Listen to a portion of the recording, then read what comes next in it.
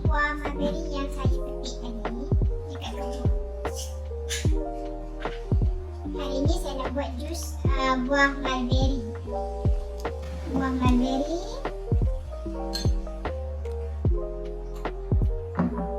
susu krim. Saya pakai saya guna sebanyak susu pekat manis mengikut kemanisan yang anda suka, dan air batu. Ini air batu.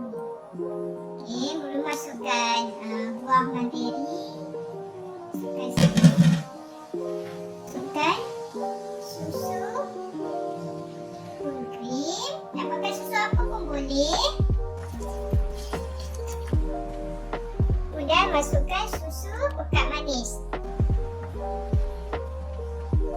Kemudian kita boleh blender lah, blender semua bahan ni.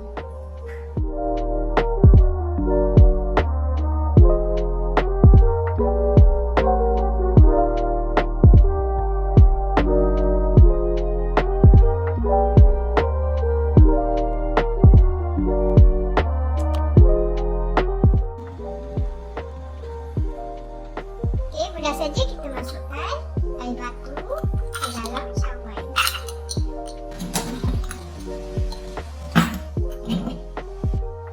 Tuangkan je air jus mulberry ni ke dalam cawan.